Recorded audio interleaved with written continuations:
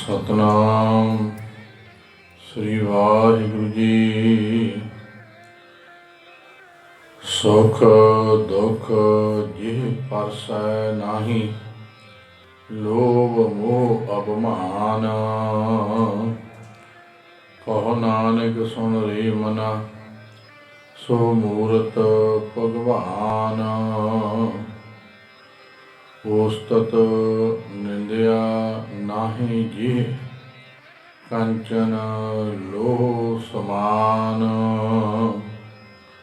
ਕਹੋ ਨਾਨਕ ਸੁਣ ਰੇ ਮਨਾ, ਮੁਕਤ ਤਾਹਿ ਤੈ ਜਾਨ।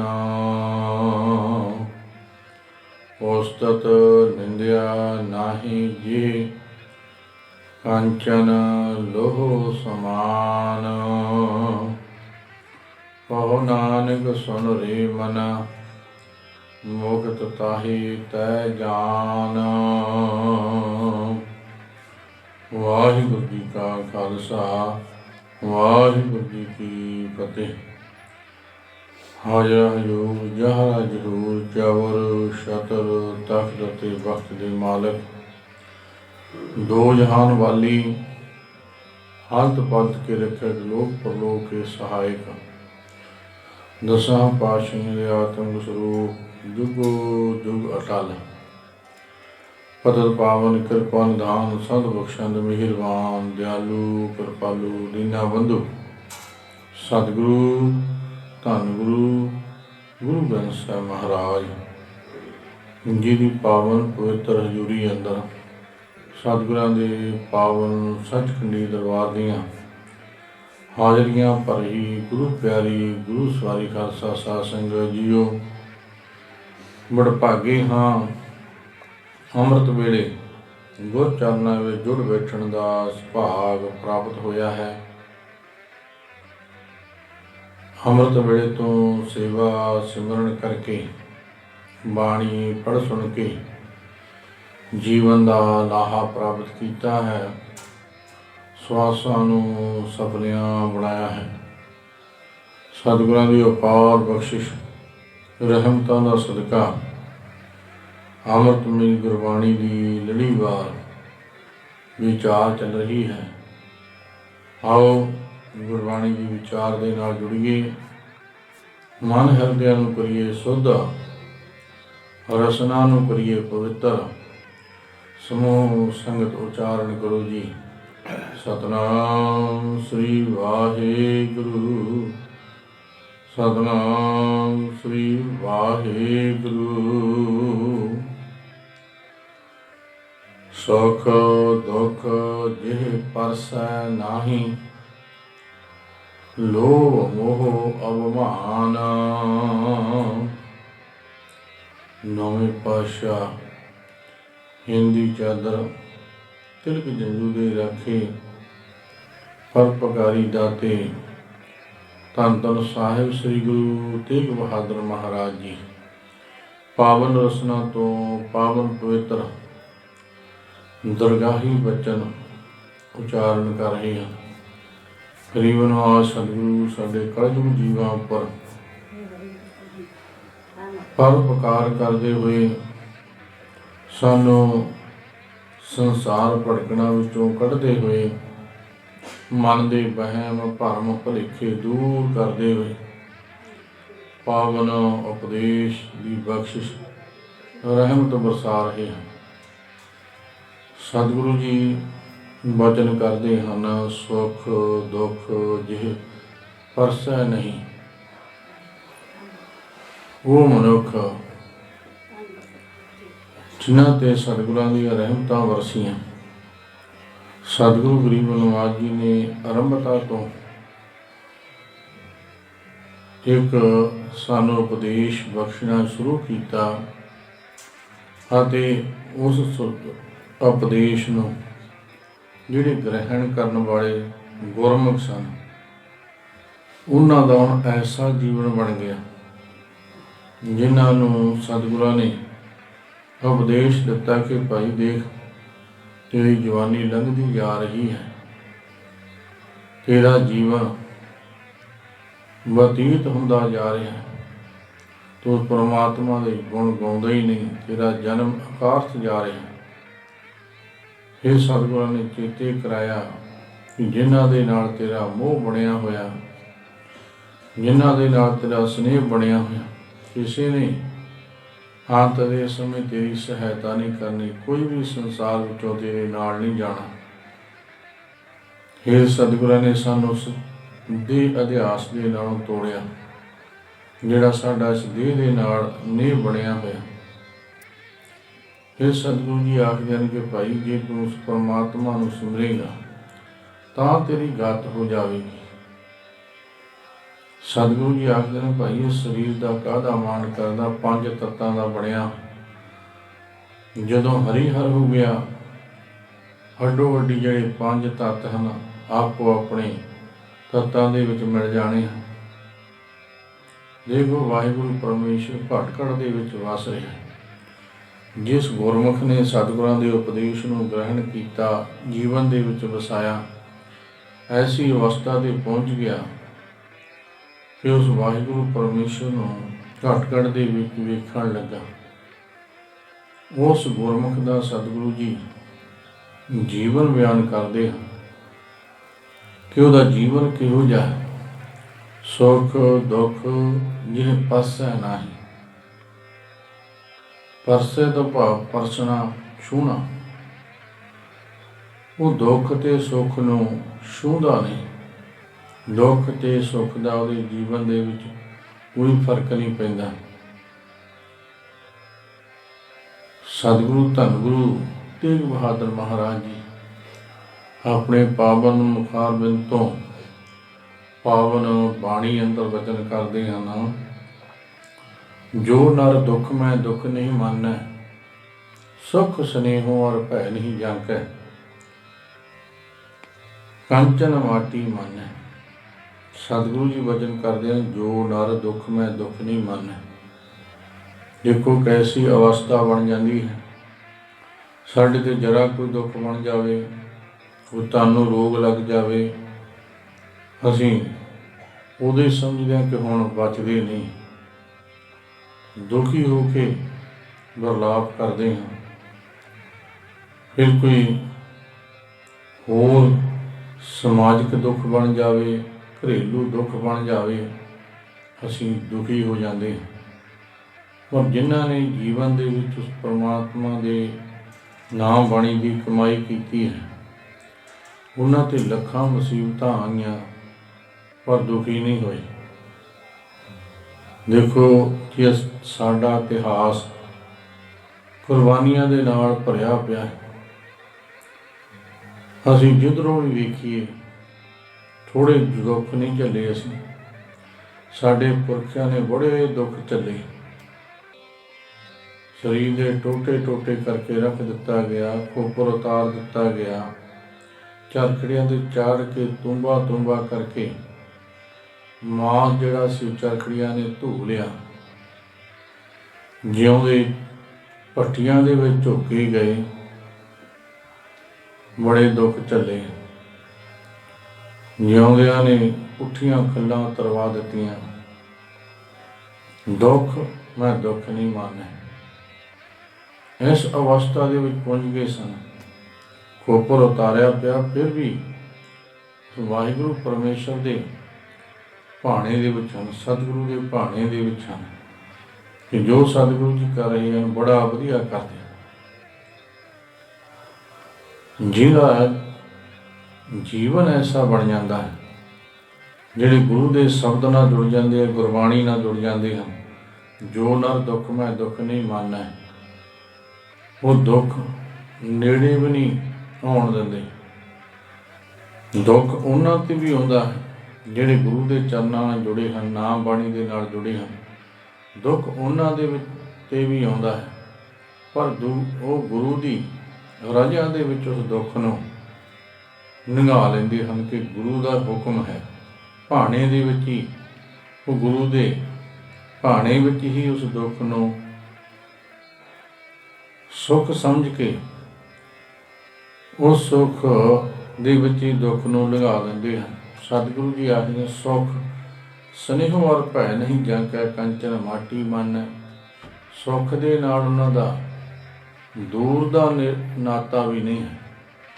कदे वो सुख नहीं मंगते, वो तो मंगते हैं कि वाहिगुरू परमेश्वर तेरे चरणों की प्रीत बनी रहे।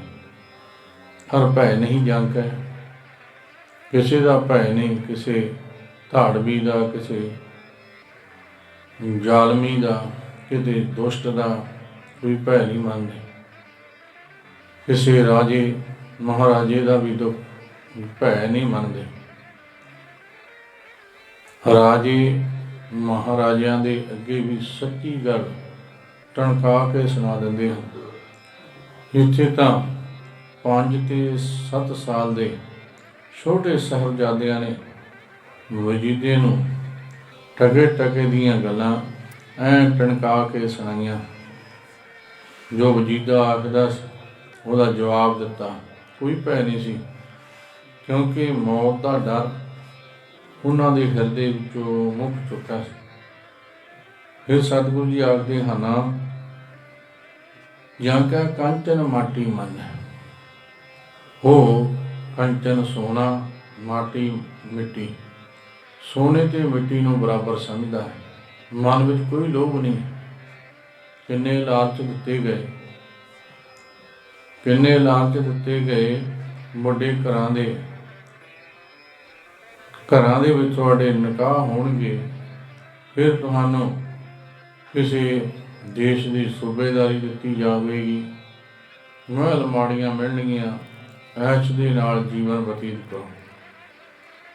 ਪਰ ਡੋਲੇ ਨਹੀਂ। ਭਾਈ ਤਾਰੂ ਸਿੰਘ ਨੂੰ ਜ਼ਕਰੀਆ ਕਹਿਣ ਲੱਗਾ, ਦੇਖ ਤੇਰੀ ਭਰ ਜਵਾਨੀ ਤੇਰੇ ਤੇ ਹੈ। ਘਰ ਦੇ ਵਿੱਚ ਜਾ ਕੇ ਸੁੱਖ ਆਰਾਮ ਦੇ ਨਾਲ ਜੀਵਨ ਬਤੀਤ ਕਰ। ਚੱਲ ਤੈਨੂੰ ਸੂਬੇਦਾਰੀ ਦੇ ਦਿੰਦੇ ਹਾਂ, ਜਿੰਨਾ ਕੁ ਧਨ ਦੇ ਦਿੰਦੇ ਹਾਂ, ਕੋਈ ਤੈਨੂੰ ਪੁੱਛੇਗਾ ਨਹੀਂ, ਪਰ ਧਰਮ ਪਰਿਵਰਤਨ ਕਰ ਲੈ। ਪਰ ਕੋਈ ਮਨ ਦੇ ਵਿੱਚ ਲਾਲਚੀ ਨਹੀਂ।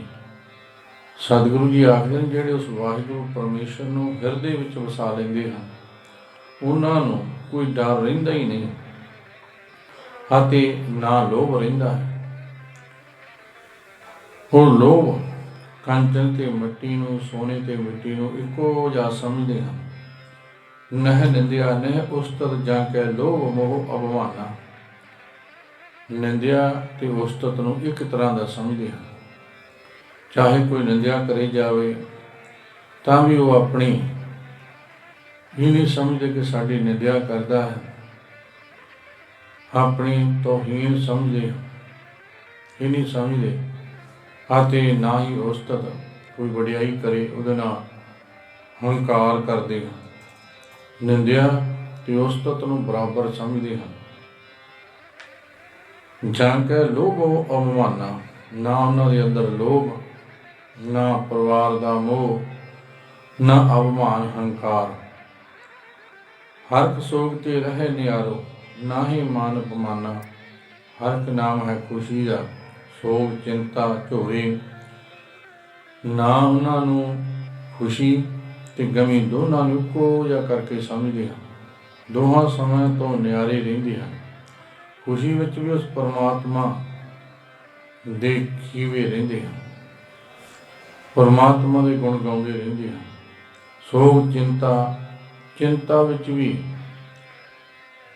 ਉਹ ਜਦੋਂ ਚਿੰਤਾ ਦਾ ਸਮਾਂ ਬਣੇ, ਸੋਗ ਦਾ ਸਮਾਂ ਬਣੇ, ਦੁੱਖ ਦਾ ਸਮਾਂ ਬਣੇ, ਤਾਂ ਵੀ ਉਸ ਪਰਮਾਤਮਾ ਦਾ ਆਸਰਾ ਤੱਕਦੇ ਹਨ। ਨਾ ਹੀ ਮਾਨ ਅਪਮਾਨਾ। ਉਹਨਾਂ ਦਾ ਸੰਸਾਰ ਵਿੱਚ ਮਾਨ ਵਡਿਆਈ ਹੁੰਦੀ ਹੋਵੇ ਤਾਂ ਵੀ ਉਹਨਾਂ ਦਾ ਜੀਵਨ ਇੱਕ ਸਮਾਨਤਾ ਵਿੱਚ ਹੈ। ਚਾਹੇ ਉਹਨਾਂ ਦਾ ਕੋਈ ਅਪਮਾਨ ਨਿਰਾਦਰ ਕਰੇ ਤਾਂ ਵੀ ਉਹ ਉਸ ਵਾਹਿਗੁਰੂ ਪਰਮੇਸ਼ਰ ਦੇ ਚਰਨਾਂ ਦੇ ਨਾਲ ਜੁੜੇ ਰਹਿੰਦੇ ਹਨ। ਆਸਾ ਮਨਸਾ ਸਗਲ ਤਿਆਗੈ, ਜਗਤੀ ਰਹੇ ਨਿਰਾਸਾ। ਜੀਵਨ ਦੀਆਂ ਆਸਾ ਮਨਸਾ ਜਿਹੜੀਆਂ ਮਨ ਦੀਆਂ ਲੰਬੀਆਂ ਸਾਡੀਆਂ ਆਸਾਂ ਲੱਗੀਆਂ ਹੋਈਆਂ, ਇਹ ਸਭ ਤਿਆਗ ਦਿੰਦੇ ਹਨ। ਜਗ ਤੇ ਰਹੇ ਨਿਰਾਸ਼ਾ, ਜਗ ਤੋਂ ਸਦੇ ਨਿਰਾਸ਼ ਰਹਿੰਦੇ ਹਨ। ਜਿਵੇਂ ਸਾਡੀ ਜਗ ਦੇ ਨਾਲ ਆਸ ਲੱਗੀ ਹੋਈ ਹੈ, ਮੇਰੀ ਸੰਸਾਰ ਵਿੱਚ ਪ੍ਰਭਤਾ ਹੋਵੇ, ਮੈਨੂੰ ਲੋਕ ਚੰਗਾ ਕਹਿਣ ਤੇ ਸੰਸਾਰ ਵਿੱਚੋਂ ਮੈਨੂੰ ਵਡਿਆਈ ਮਿਲੇ। ਪਰ ਉਹ ਇਸ ਵਡਿਆਈ ਮਾਨ ਅਪਮਾਨ ਤੋਂ ਉੱਪਰ ਹੋ ਜਾਂਦੇ ਹਨ। ਕਾਮ ਕ੍ਰੋਧ ਪਰਸੈ ਨਾਹਿਨ, ਤਿਹ ਘਟ ਬ੍ਰਹਮ ਨਿਵਾਸਾ। ਉਹਨਾਂ ਨੂੰ ਕਾਮ ਵਾਸ਼ਨਾਵਾਂ ਪਾਉਂਦੀਆਂ ਹੀ ਨਹੀਂ, ਨੇੜੇ ਹੀ ਨਹੀਂ ਆਉਂਦੀਆਂ। ਕ੍ਰੋਧ, ਨਾ ਉਹਨਾਂ ਨੂੰ ਗੁੱਸਾ ਆਉਂਦਾ, ਗੁੱਸਾ ਉਹਨਾਂ ਦੇ ਨੇੜੇ ਤੇੜੇ ਵੀ ਨਹੀਂ ਆਉਂਦਾ। ਤਿਹ ਘਟ ਬ੍ਰਹਮ ਨਿਵਾਸਾ, ਐਸੇ ਗੁਰਮੁਖਾਂ ਦੇ ਹਿਰਦੇ ਵਿੱਚ ਪਰਮਾਤਮਾ ਵਾਹਿਗੁਰੂ ਪਰਮੇਸ਼ਰ ਦਾ ਵਾਸਾ ਹੋ ਜਾਂਦਾ ਹੈ। ਗੁਰ ਕਿਰਪਾ ਜੇ ਨਰ ਕੋ ਕੀਨੀ, ਤਹਿ ਜੁਗ ਤਪਛਾਨੀ। ਜਿੱਥੇ ਗੁਰੂ ਨੇ ਰਹਿਮਤਾਂ ਬਰਸਾਈਆਂ, ਗੁਰੂ ਨੇ ਕਿਰਪਾ ਕੀਤੀ, ਉਹਨਾਂ ਨੇ ਇਹ ਜੁਗਤੀ, ਇਹ ਢੰਗ, ਇਹ ਤਰੀਕਾ ਆਪਣੇ ਜੀਵਨ ਦੇ ਵਿੱਚ ਅਪਣਾ ਲਿਆ। ਗੁਰ ਕਿਰਪਾ ਜੇ ਨਰ ਕੋ ਕੀਨੀ, ਤਹਿ ਜੁਗ ਤਪਛਾਨੀ। ਨਾਨਕ ਲੀਨ ਭਇਓ ਗੋਬਿੰਦ ਸਿਉ, ਜਿਉ ਪਾਣੀ ਸੰਗ ਪਾਣੀ। ਇਸ ਤਰ੍ਹਾਂ ਉਸ ਵਾਹਿਗੁਰੂ ਪਰਮੇਸ਼ਰ ਦੇ ਵਿੱਚ ਸਮਾ ਜਾਂਦੇ ਹਨ, ਜਿਵੇਂ ਪਾਣੀ ਦੇ ਵਿੱਚ ਪਾਣੀ ਸਮਾ ਜਾਂਦਾ ਹੈ। ਜੇ ਪਾਣੀ ਦੀ ਬਾਲਟੀ ਦੇ ਵਿੱਚ ਗਲਾਸ ਪਾਣੀ ਦਾ ਪਾ ਦਈਏ ਤਾਂ ਅਸੀਂ ਉਸ ਪਾਣੀ ਦੇ ਵਿੱਚ ਪਾਣੀ ਨੂੰ ਬਣਾਉਂਦਿਆਂ ਸਾਰ ਹੀ ਇਹ ਨਹੀਂ ਕਹਿ ਸਕਦੇ ਕਿ ਇਹ ਗਲਾਸ ਵਾਲਾ ਪਾਣੀ ਹੈ, ਪਾਣੀ ਦੇ ਵਿੱਚ ਸਮਾ ਜਾਂਦਾ ਹੈ। ਇਸੇ ਤਰ੍ਹਾਂ ਗੁਰਮੁਖ ਉਸ ਵਾਹਿਗੁਰੂ ਪਰਮੇਸ਼ਰ ਦੇ ਵਿੱਚ ਅਭੇਦ ਹੋ ਜਾਂਦੇ ਹਨ, ਜਿਹਦੇ ਤੇ ਗੁਰੂ ਦੀਆਂ ਰਹਿਮਤਾਂ ਵਰਸ ਜਾਂਦੀਆਂ ਹਨ। ਹੁਣ ਸਤਿਗੁਰੂ ਜੀ ਧੰਨ ਗੁਰੂ ਤੇਗ ਬਹਾਦਰ ਮਹਾਰਾਜ ਜੀ ਬਚਨ ਕਰ ਰਹੇ, ਸੁਖ ਦੁੱਖ ਜੈ ਪਾਸੇ ਨਹੀਂ, ਲੋਭ ਮੋਹ ਅਭਿਮਾਨ। ਉਹਨੂੰ ਲੋਭ ਮੋਹ ਤੇ ਅਭਿਮਾਨ ਹੰਕਾਰ ਨੇੜੇ ਨਹੀਂ ਆਉਂਦਾ। ਨਾ ਉਹਨੂੰ ਲੋਭ ਲਾਲਚ ਹੁੰਦਾ ਹੈ, ਨਾ ਉਹਨੂੰ ਮੋਹ, ਪਰਿਵਾਰਕ ਮੋਹ, ਧੰਦਿਆਂ ਦਾ ਮੋਹ, ਸੰਸਾਰ ਦਾ ਮੋਹ, ਅਭਿਮਾਨ ਹੰਕਾਰ, ਆਪਣੀ ਵਿਦਿਆ ਦਾ ਹੰਕਾਰ, ਆਪਣੇ ਗੁਣਾਂ ਦਾ ਹੰਕਾਰ, ਭਗਤੀ ਦਾ ਹੰਕਾਰ ਨਹੀਂ ਹੁੰਦਾ। ਜਿਸ ਮਨੁੱਖ ਦਾ ਐਸਾ ਜੀਵਨ ਬਣ ਜਾਂਦਾ ਹੈ, ਜਿਹੜਾ ਸੁੱਖ ਦੇ ਦੁੱਖ ਨੂੰ ਸਮ ਕਰਕੇ ਸਮਝਦਾ ਹੈ, ਜਾਂ ਕਿ ਦੁੱਖ ਸੁੱਖ ਸਮ ਕਰ ਜਾਪੈ, ਜਿਹੜਾ ਮਨੁੱਖ ਦੁੱਖ ਤੇ ਸੁੱਖ ਨੂੰ ਬਰਾਬਰ ਕਰਕੇ ਸਮਝਦਾ ਹੈ, ਤਾਂ ਕੋ ਕਾੜਾ ਕਹਾਂ ਵਿਆਪੈ। ਉਹਨੂੰ ਫਿਰ ਚਿੰਤਾ ਝੋਰੇ ਕਿੱਥੇ ਵਿਆਪਦੇ ਹਨ। ਜਿਹੜੇ ਖੁਸ਼ੀ ਤੇ ਗਮੀ ਦੇ ਵਿੱਚ ਇੱਕੋ ਜਿਹਾ ਜੀਵਨ ਬਤੀਤ ਕਰਦੇ ਹਨ। ਸਹਿਜ ਆਨੰਦ ਹਰ ਸਾਧੂ ਪਾਇਆ। ਸਾਧੂ ਗੁਰੂ ਦੇ ਪਾਸੋਂ, ਭਲੇ ਪੁਰਸ਼ਾਂ ਦੇ ਪਾਸੋਂ ਸਹਿਜ ਤੇ ਆਨੰਦ ਦੀ ਪ੍ਰਾਪਤੀ ਹੋ ਜਾਂਦੀ ਹੈ। ਆਗਿਆਕਾਰੀ ਹਰ ਹਰ ਰਾਏ, ਉਹ ਹਰੀ ਪ੍ਰਮਾਤਮਾ ਦੇ ਸਦਾ ਹੀ ਆਗਿਆਕਾਰੀ ਰਹਿੰਦੇ, ਉਹਦੇ ਹੁਕਮ ਦੇ ਵਿੱਚ ਚੱਲਦੇ ਹਨ। ਉਹ ਗੁਰਮੁਖ ਜਿਨ੍ਹਾਂ ਦਾ ਐਸਾ ਜੀਵਨ ਹੈ, ਸਤਿਗੁਰੂ ਜੀ ਘਾਟ ਘੜ ਰਹੇ ਹਨ। ਇੱਕ ਬ੍ਰਹਮ ਗਿਆਨੀ ਦੀ, ਪੂਰਨ ਸੰਤ ਮਹਾਤਮਾ ਦੀ, ਕਿ ਉਹਨਾਂ ਦਾ ਜੀਵਨ ਕਿਹੋ ਜਿਹਾ ਹੈ। ਜਾਂ ਕਿ ਅਚਿੰਤ ਵਸੈ ਮਨਿ ਆਏ, ਤਾਂ ਕੋਈ ਚਿੰਤਾ ਕਤਹੂ ਨਾਹੀਂ। ਜਿਨ੍ਹਾਂ ਦੇ ਹਿਰਦੇ ਵਿੱਚ ਪਰਮਾਤਮਾ ਵਸ ਜਾਂਦਾ ਹੈ, ਉਹਨਾਂ ਨੂੰ ਫਿਰ ਦੁਆਰਾ ਚਿੰਤਾ ਨਹੀਂ ਰਹਿੰਦੀ। ਚਿੰਤਾ ਝੋਰੇ ਸਭ ਦੂਰ ਹੋ ਜਾਂਦੇ ਹਨ। ਹਰ ਸੋਗ ਤੇ ਰਹੇ ਨਿਆਰਾ, ਸਿਰ ਉੱਪਰ ਆਪ ਗੁਰੂ ਰਖਵਾਰਾ। ਜਿਹਦੇ ਸਿਰ ਦੇ ਉੱਪਰ ਗੁਰੂ ਆਪ ਰੱਖਿਆ ਕਰਨ ਵਾਲਾ ਹੋ ਜਾਂਦਾ ਹੈ, ਉਹ ਫਿਰ ਗੁਰਮੁਖ ਹਰ ਸੋਗ ਤੇ ਨਿਆਰਾ, ਖੁਸ਼ੀ ਗਮੀ ਤੋਂ ਨਿਆਰਾ ਹੋ ਜਾਂਦਾ ਹੈ। ਨਾ ਉਹਨੂੰ ਖੁਸ਼ੀ ਦੇ ਵਿੱਚ ਵਾਹਿਗੁਰੂ ਪਰਮੇਸ਼ਰ ਦੀ ਦਾਤ ਭੁੱਲਦੀ ਹੈ, ਤੇ ਨਾ ਹੀ ਸੋਗ ਚਿੰਤਾ ਦੇ ਸਮੇਂ, ਵਿਪਤਾ ਦੇ ਸਮੇਂ ਉਹ ਵਾਹਿਗੁਰੂ ਪਰਮੇਸ਼ਰ ਨੂੰ ਉਲਾਂਭੇ ਦਿੰਦਾ ਹੈ। ਦੋਨੋਂ ਸਮਿਆਂ ਦੇ ਵਿੱਚ ਇੱਕੋ ਜਿਹਾ ਜੀਵਨ ਬਤੀਤ ਕਰਦਾ ਹੈ। ਐਸੇ ਜੀਵਨ ਵਾਲੇ ਜਿਹੜੇ ਗੁਰਮੁਖ ਸੰਤ ਮਹਾਤਮਾ ਹਨ, ਕਹੋ ਨਾਨਕ ਤਿਹ ਭਜ ਮਨਾ, ਕਹੋ ਨਾਨਕ ਸੁਣ ਰੇ ਮਨਾ, ਸੋ ਮੂਰਤ ਭਗਵਾਨ। ਕਹੋ ਨਾਨਕ, ਧੰਨ ਗੁਰੂ ਤੇਗ ਬਹਾਦਰ ਮਹਾਰਾਜ ਜੀ ਵਚਨ ਕਰਦੇ ਨੇ, ਸੁਣ ਰੇ ਮਨਾ, ਹੇ ਮਨਾ ਸੁਣ, ਧਿਆਨ ਦੇ ਕੇ ਸੁਣ। ਸੋ ਮੂਰਤ ਭਗਵਾਨ, ਉਹ ਸਮਝ ਕਿ ਉਹ ਸਰੂਪ ਉਸ ਭਗਵਾਨ ਦਾ ਵਾਹਿਗੁਰੂ ਪਰਮੇਸ਼ਰ ਦਾ ਹੀ ਸਰੂਪ ਹੈ। ਵਾਹਿਗੁਰੂ ਪਰਮੇਸ਼ਰ ਦਾ ਹੀ ਸਰੂਪ ਬਣ ਗਏ। ਕਿਵੇਂ ਬਣ ਗਏ? ਉਹ ਵਾਹਿਗੁਰੂ ਪਰਮੇਸ਼ਰ ਦੇ ਗੁਣਾਂ ਨੂੰ ਹਿਰਦੇ ਵਿੱਚ ਵਸਾ ਲਿਆ। ਵਾਹਿਗੁਰੂ ਪਰਮੇਸ਼ਰ ਦਾ ਸਰੂਪ ਹੀ ਬਣ ਗਏ, ਕਿਉਂਕਿ ਵਾਹਿਗੁਰੂ ਪਰਮੇਸ਼ਰ ਵਾਲੇ ਗੁਣ ਉਹਨਾਂ ਦੇ ਹਿਰਦੇ ਵਿੱਚ ਆ ਗਏ। ਵਾਹਿਗੁਰੂ ਪਰਮੇਸ਼ਰ ਦੀਨਾ ਬੰਧੂ ਹੈ, ਕਿਰਪਾ ਨਿਧਾਨ ਹੈ, ਸਦ ਬਖਸ਼ੰਦ ਹੈ। ਵਾਹਿਗੁਰੂ ਪਰਮੇਸ਼ਰ ਭਗਤ ਵਛਲ ਹੈ। ਇਹੋ ਜਿਹੇ ਸੁਭ ਗੁਣ ਉਹਨਾਂ ਦੇ ਹਿਰਦੇ ਵਿੱਚ ਆ ਵਸਦੇ ਹਨ, ਪਰਉਪਕਾਰੀ ਬਣ ਜਾਂਦੇ ਹਨ। ਦਇਆ ਉਹਨਾਂ ਦੇ ਹਿਰਦੇ ਵਿੱਚ ਆ ਵਸਦੀ ਹੈ ਤੇ ਸਦਾ ਹੀ ਕੋਈ ਜਿੱਡੀ ਮਰਜ਼ੀ ਗਲਤੀ ਕਰੇ ਬਖਸ਼ ਦਿੰਦੇ ਹਨ। ਕਿਸੇ ਨੂੰ ਸਰਾਪ ਨਹੀਂ ਦਿੰਦੇ ਤੇ ਕਿਸੇ ਨੂੰ ਖੁਸ਼ ਹੋ ਕੇ ਵਰ ਨਹੀਂ ਦਿੰਦੇ। ਦੋਨਾਂ ਸਮਿਆਂ ਦੇ ਵਿੱਚ ਇੱਕੋ ਜਿਹੇ ਰਹਿੰਦੇ ਹਨ। ਪਰਮਾਤਮਾ ਵਾਲੇ ਗੁਣ ਹਿਰਦੇ ਵਿੱਚ ਵਸਣ ਕਰਕੇ, ਉਸ ਵਾਹਿਗੁਰੂ ਪਰਮੇਸ਼ਰ ਵਾਲੇ ਗੁਣ ਹਿਰਦੇ ਵਿੱਚ ਹੋਣ ਕਰਕੇ ਉਹ ਵਾਹਿਗੁਰੂ ਦਾ ਹੀ ਸਰੂਪ ਬਣ ਜਾਂਦੇ ਹਨ। ਜਿਹੜੇ ਸੁੱਖ ਦੁੱਖ ਜੇ ਪਰਸੈ ਨਹੀਂ, ਸੁੱਖ ਦੇ ਦੁੱਖ ਦੇ ਨੇੜੇ ਨਹੀਂ ਜਾਂਦੇ। ਲੋਭ ਮੋਹ ਅਮਾਨਾ, ਲੋਭ ਮੋਹ ਤੇ ਹੰਕਾਰ ਇਹਨੂੰ ਤਿਆਗ ਦਿੰਦੇ ਹਨ। ਤਾਂ ਸਤਿਗੁਰੂ ਜੀ ਵਚਨ ਕਰਦੇ ਹਨ, ਭੇਦ ਨਾ ਜਾਣੋ ਮਾਨਸ ਦੇਹਾ, ਹਰ ਕਾ ਸੇਵਕ ਸੋ ਹਰ ਹੀ ਜਿਹਾ। ਹਰੀ ਦਾ ਪਰਮਾਤਮਾ ਵਾਹਿਗੁਰੂ ਪਰਮੇਸ਼ਰ ਦਾ ਜਿਹੜਾ ਸੇਵਕ ਹੈ ਉਹ ਹਰੀ ਵਰਗਾ ਹੀ ਹੋ ਜਾਂਦਾ ਹੈ। ਹਰੀ ਪਰਮਾਤਮਾ ਵਰਗਾ ਹੀ ਬਣ ਜਾਂਦਾ ਹੈ। ਭੇਦ ਨਾ ਜਾਣੋ ਮਾਨਸ ਦੇਹਾ, ਦਾ ਭੇਦ ਨਾ ਜਾਣੋ ਮਾਨਸ ਦੇਹਾ, ਵੀ ਮਨੁੱਖਾ ਜਨਮ ਦੇ ਵਿੱਚ ਉਹਨੇ ਮਨੁੱਖਾ ਸਰੀਰ ਪਾਇਆ ਹੋਇਆ, ਸਰੀਰ ਰੂਪੀ ਚੋਲਾ ਉਹਨੂੰ ਪ੍ਰਾਪਤ ਹੋਇਆ ਹੈ। ਜੇ ਭੇਦ ਨਾ ਜਾਣੋ ਵੀ ਵਾਹਿਗੁਰੂ ਪਰਮੇਸ਼ਰ ਨੂੰ ਅਲੱਗ ਹੈ, ਉਹ ਵਾਹਿਗੁਰੂ ਪਰਮੇਸ਼ਰ ਦਾ ਹੀ ਸਰੂਪ ਬਣ ਜਾਂਦੇ ਹਨ। ਉਸ ਵਾਹਿਗੁਰੂ ਪਰਮੇਸ਼ਰ ਦਾ ਹੀ ਸਰੂਪ ਬਣ ਜਾਂਦੇ ਹਨ।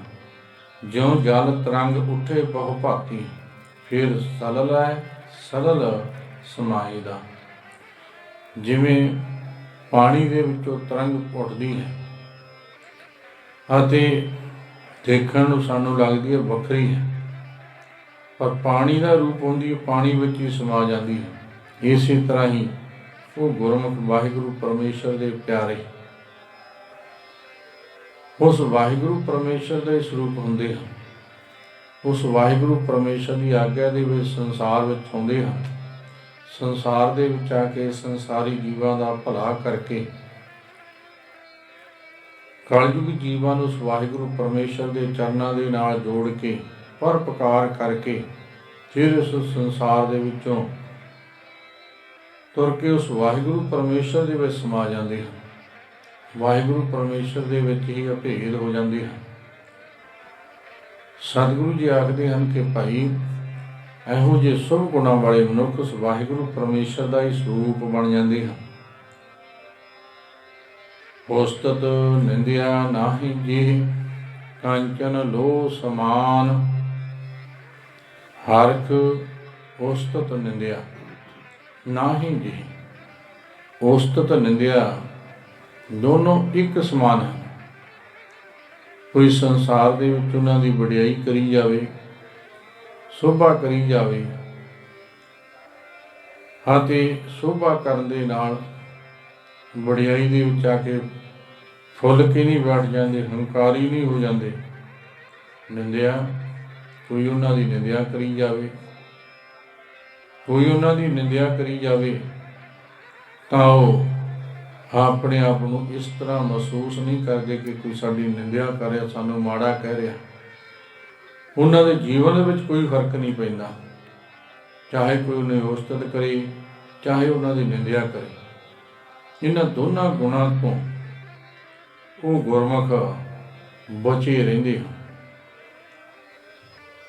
ਜਿਹ ਕੰਚਨ ਲੋਹ ਸਮਾਨ, ਅਤੇ ਕੰਚਨ ਸੋਨਾ, ਲੋਹ ਲੋਹਾ, ਉਹ ਲੋਹਾ ਅਤੇ ਕੰਚਨ ਸੋਨਾ ਤੇ ਲੋਹਾ ਇੱਕੋ ਜਿਹਾ ਸਮਝਦੇ ਹਨ। ਦੋਹਾਂ ਨੂੰ ਇੱਕੋ ਜਿਹਾ। ਉਹਨਾਂ ਦੇ ਅੰਦਰੋਂ ਲੋਭ, ਜਿਹੜਾ ਲੋਭ ਹੈ ਉਹ ਖਤਮ ਹੋ ਜਾਂਦਾ ਹੈ। ਲੋਭ ਖਤਮ ਹੋਣ 'ਤੇ ਉਹਨਾਂ ਨੂੰ ਸੋਨਾ ਇਕੱਠਾ ਕਰਨ ਦਾ, ਧਨ ਇਕੱਠਾ ਕਰਨ ਦਾ ਲਾਲਚ ਨਹੀਂ ਰਹਿੰਦਾ, ਅਤੇ ਨਾ ਹੀ ਲੋਹੇ ਦੀ ਘੱਟ ਕੀਮਤ ਜਾਣਦਿਆਂ ਹੋਇਆਂ ਇਹ ਆਖਦੇ ਹਨ ਕਿ ਸਾਡੇ ਕੋਲ ਲੋਹਾ ਹੀ ਹੈ, ਸਾਡੇ ਕੋਲ ਧਨ ਘੱਟ ਹੈ। ਉਹ ਦੋਹਾਂ ਅਵਸਥਾ ਦੇ ਵਿੱਚ ਇੱਕੋ ਜਿਹੇ ਰਹਿੰਦੇ ਹਨ। ਉਸ ਵਾਹਿਗੁਰੂ ਪਰਮੇਸ਼ਰ ਦੇ ਭਾਣੇ ਦੇ ਵਿੱਚ ਜੋ ਵਾਹਿਗੁਰੂ ਪਰਮੇਸ਼ਰ ਦੇ ਰਿਹਾ, ਬੜਾ ਦੇ ਰਿਹਾ, ਬਹੁਤ ਦੇ ਰਿਹਾ। ਸਤਿਗੁਰੂ ਜੀ ਵਚਨ ਕਰਦੇ ਹਨ, ਉਸਤਤ ਨਿੰਦਾ ਦੋ ਵਿਵਰਜਤ ਤਜੋ ਮਾਨ ਅਭਿਮਾਨਾ। ਉਸਤਤ ਤੇ ਨਿੰਦਾ ਦੋ ਵਿਵਰਜਤ, ਦੋਨਾਂ ਨੂੰ ਵਿਵਰਜਿਤ ਕਰ ਦਿੰਦੇ ਹਨ, ਰੋਕ ਦਿੰਦੇ ਹਨ। ਨਾ ਉਹਨਾਂ ਨੂੰ ਨਿੰਦਿਆ ਦਾ ਮਨ ਵਿੱਚ ਝੋਰਾ ਹੁੰਦਾ ਹੈ, ਨਾ ਉਸਤਤ ਹੋਣ 'ਤੇ ਉਹਨਾਂ ਦੇ ਮਨ ਦੇ ਵਿੱਚ ਉਤਸ਼ਾਹ ਪੈਦਾ ਹੁੰਦਾ ਹੈ। ਉਹ ਦੋਨੋਂ ਸਮੇਂ ਦੇ ਵਿੱਚ ਲੋਭ ਤੋਂ ਰਹਿਤ ਹੋਣ ਕਰਕੇ ਤਜੋ ਮਾਨ ਅਭਿਮਾਨ, ਮਾਨ ਸੰਸਾਰ ਦੇ ਵਿੱਚ ਮਾਨ ਮਿਲ ਰਿਹਾ ਹੈ, ਵਡਿਆਈ ਹੋ ਰਹੀ ਹੈ। ਸੰਸਾਰ ਦੇ ਵਿੱਚ ਉਹਨਾਂ ਦੀ ਉਸਤਤ ਜੈ ਜੈਕਾਰ ਹੁੰਦੀ ਹੈ, ਅਤੇ ਉਹਨਾਂ ਦਾ ਨਿਰਾਦਰ ਹੁੰਦਾ ਹੈ। ਇੱਕੋ ਜਿਹੀ ਅਵਸਥਾ। ਅਭਿਮਾਨੀ ਹੰਕਾਰੀ ਨਹੀਂ ਹੁੰਦੇ। ਲੋਹਾ ਕੰਚਨ ਸਭ ਕਰ ਜਾਣੇ ਤੇ ਮੂਰਤ ਭਗਵਾਨਾ। ਲੋਹੇ ਨੂੰ ਤੇ ਕੰਚਨ ਨੂੰ ਦੋਨਾਂ ਨੂੰ ਇੱਕ ਸਮਾਨ ਕਰਕੇ ਸਮਝੇ ਤੇ ਮੂਰਤ ਭਗਵਾਨਾ, ਉਸ ਪਰਮਾਤਮਾ ਦਾ ਹੀ ਸਰੂਪ ਬਣ ਜਾਂਦੇ, ਉਸ ਵਾਹਿਗੁਰੂ ਪਰਮੇਸ਼ਰ ਦੇ ਸਰੂਪ ਬਣ ਜਾਂਦੇ ਹਨ। ਸਤਿਗੁਰੂ ਜੀ ਆਖਦੇ, ਤੇਰਾ ਜਾਨਾ ਏਕ ਆਦ ਕੋਈ। ਇਸ ਸੰਸਾਰ ਦੇ ਵਿੱਚ ਕੋਈ ਇੱਕ ਅੱਧਾ ਹੋਵੇਗਾ ਐਸਾ ਮਨੁੱਖ ਜਿਹੜਾ ਇਹੋ ਜਿਹੀ ਅਵਸਥਾ ਵਾਲਾ ਹੋਵੇ। ਨਹੀਂ ਲਾਲਚ, ਲੋਭ ਲਾਲਚ ਕਿਹਨੇ ਤਿਆਗਿਆ ਹੈ? ਅਸੀਂ ਤਾਂ ਸੰਸਾਰੀ ਹਾਂ। ਆਪਣੇ ਆਪ ਨੂੰ ਸੰਤ ਅਖਵਾਉਣ ਵਾਲੇ ਡੇਰੇਦਾਰ ਵੱਡੇ ਵੱਡੇ, ਉਹਨਾਂ ਨੇ ਲੋਭ ਨਹੀਂ ਤਿਆਗਿਆ।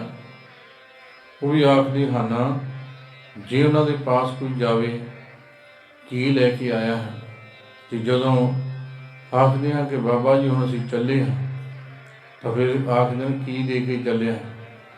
ਜਦੋਂ ਆਇਆ ਕੀ ਲੈ ਕੇ ਆਇਆ, ਜਦੋਂ ਚੱਲਿਆ ਕੀ ਦੇ ਕੇ ਚੱਲਿਆ? ਐਸੇ ਲੋਭੀ ਪੁਰਸ਼, ਇਹ ਜਿਹੜਾ ਲੋਭ ਹੈ ਇਹ ਕਿਸੇ ਨੇ ਤਿਆਗਿਆ ਨਹੀਂ। ਪਰ ਸਤਿਗੁਰੂ ਜੀ ਆਖਦੇ ਨੇ ਕੋਈ ਇੱਕ ਅੱਧਾ ਹੋਵੇਗਾ ਸੰਸਾਰ ਦੇ ਵਿੱਚ ਜਿਹਨੇ ਇਹਨਾਂ ਔਗੁਣਾਂ ਦੇ ਉੱਪਰ ਆਪਣਾ ਕੰਟਰੋਲ ਕੀਤਾ ਹੋਇਆ ਹੈ। ਕਾਮ ਕ੍ਰੋਧ ਲੋਭ ਮੋਹ ਵਿਵਰਜਿਤ ਹਰ ਪਦ ਕੀਨੈ ਸੋਈ। ਜਿਹੜਾ ਐਸਾ ਮਨੁੱਖ ਹੈ ਉਹ ਕਾਮ ਕ੍ਰੋਧ ਲੋਭ ਮੋਹ ਹੰਕਾਰ ਨੂੰ ਵਿਵਰਜਿਤ ਕਰ ਦਿੰਦਾ ਹੈ, ਉਹਨਾਂ ਨੂੰ ਵਰਜ ਦਿੰਦਾ ਹੈ, ਰੋਕ ਦਿੰਦਾ ਹੈ ਕਿ ਤੁਸੀਂ ਮੇਰੇ ਮਨ ਹਿਰਦੇ ਵਿੱਚ ਨਹੀਂ ਆਉਣਾ, ਤੁਸੀਂ ਮੇਰੇ ਮਨ ਹਿਰਦੇ ਵਿੱਚ ਨਹੀਂ ਵਸਣਾ। ਮਨ ਹਿਰਦੇ ਤੋਂ ਉਹ ਇਹਨਾਂ ਔਗੁਣਾਂ ਨੂੰ ਦੂਰ ਰੱਖਦੇ ਨੇ। ਰਾਜਗੁਣ ਤਮ ਗੁਣ ਸਤਗੁਣ ਕਹੀਆ, ਇਹ ਸਭ ਤੇਰੀ ਮਾਇਆ। ਇਹ ਵਾਹਿਗੁਰੂ, ਇਹ ਤਿੰਨ ਗੁਣ ਜਿਹੜੀ ਮਾਇਆ ਹੈ, ਤਿੰਨਾਂ ਗੁਣਾਂ ਦੇ ਵਿੱਚ ਵਰਤ ਰਹੀ। ਇਹ ਮਾਇਆ ਤ੍ਰੈ ਗੁਣੀ ਹੈ। ਤਿੰਨਾਂ ਗੁਣਾਂ ਦੇ ਵਿੱਚ ਕਿਸੇ ਨਾ ਕਿਸੇ ਤਰੀਕੇ ਨਾਲ ਇਹ ਸਾਨੂੰ ਚੁੰਬੜੀ ਹੋਈ ਹੈ। ਰਾਜਗੁਣ ਪਦਾਰਥਾਂ ਨੂੰ ਇਕੱਠੇ ਕਰਨਾ, ਤਮ ਗੁਣ ਤਮੋ ਗੁਣੀ ਲੜਾਈ ਝਗੜਾ ਕਲੇਸ਼, ਸਤ ਗੁਣੀ ਸਤੋ ਗੁਣੀ ਪਰਉਪਕਾਰੀ ਕੰਮ, ਭਲੇ ਦੇ ਕੰਮ ਕਰਨੇ। ਇਹਨਾਂ ਦੇ ਵਿੱਚ ਸਾਨੂੰ ਇਹ ਮਾਇਆ ਉਲਝਾਈ ਫਿਰਦੀ ਹੈ। ਅਸੀਂ ਇਹ ਤਿੰਨਾਂ ਗੁਣਾਂ ਤੋਂ ਉੱਪਰ ਚੌਥੇ ਪਾਸੇ ਦੇ ਵਿੱਚ ਪਹੁੰਚਣਾ ਹੈ। ਨਾ ਤਾਂ ਸਾਨੂੰ ਐਸੇ ਮਨੁੱਖ ਨੂੰ ਜਿਹੜਾ ਉਸ ਵਾਹਿਗੁਰੂ ਪਰਮੇਸ਼ਰ ਦੇ ਭਾਣੇ ਵਿੱਚ ਚੱਲਦਾ ਹੋਇਆ ਗੁਰੂ ਦੇ ਚਰਨਾਂ ਦੇ ਨਾਲ ਜੁੜਿਆ ਹੋਇਆ ਹੈ। ਉਹਨੇ ਰਜੋ ਗੁਣ ਪਦਾਰਥਾਂ ਨੂੰ, ਸੰਸਾਰੀ ਪਦਾਰਥਾਂ ਨੂੰ ਇਕੱਠਿਆਂ ਨਹੀਂ ਕਰਨਾ, ਗੁਰੂ ਤੋਂ ਇਹ ਸਿੱਖਿਆ ਸ਼ੁਭ ਮਤ ਗ੍ਰਹਿਣ ਕਰਨੀ ਹੈ ਕਿ ਇਹਨਾਂ ਵਿੱਚੋਂ ਅੰਤ ਦੇ ਸਮੇਂ ਤੇਰਾ ਕੋਈ ਵੀ ਸੰਗੀ ਨਹੀਂ ਹੋਵੇਗਾ, ਕੋਈ ਸਾਥੀ ਨਹੀਂ ਹੋਵੇਗਾ। ਤਮੋਗੁਣੀ ਲੜਾਈ ਝਗੜਾ ਕਲੇਸ਼ ਇਹ ਤੋਂ ਵੀ ਗੁਰਮੁਖ ਨੇ ਬਚ ਕੇ ਰਹਿਣਾ ਹੈ। ਅਤੇ ਸਤੋਗੁਣੀ ਧਾਰਮਿਕ ਕੰਮ ਅਤੇ ਪਰਉਪਕਾਰ ਦੇ ਕੰਮ, ਇਹਨਾਂ ਤੋਂ ਵੀ ਉੱਚੇ ਉੱਠ ਕੇ ਇਹ ਰਸਤਾ ਹੈ। ਤਮੋ ਜਿਹੜਾ ਸਤੋ ਗੁਣ ਹੈ, ਚੌਥੇ ਪਦ ਵਿੱਚ ਜਾਣ ਦਾ ਰਸਤਾ ਹੈ। ਰਜੋ ਗੁਣ ਵਿੱਚੋਂ ਨਿਕਲ ਕੇ ਤਮੋ ਗੁਣ ਵਿੱਚ ਆ ਗਏ, ਤਮੋ ਗੁਣ ਵਿੱਚੋਂ ਨਿਕਲ ਕੇ ਸਤੋ ਗੁਣ ਵਿੱਚ, ਸਤੋ ਗੁਣ ਤੋਂ ਉੱਪਰ ਹੈ ਚੌਥਾ ਪਦ ਤੁਰਿਆ ਪਦ।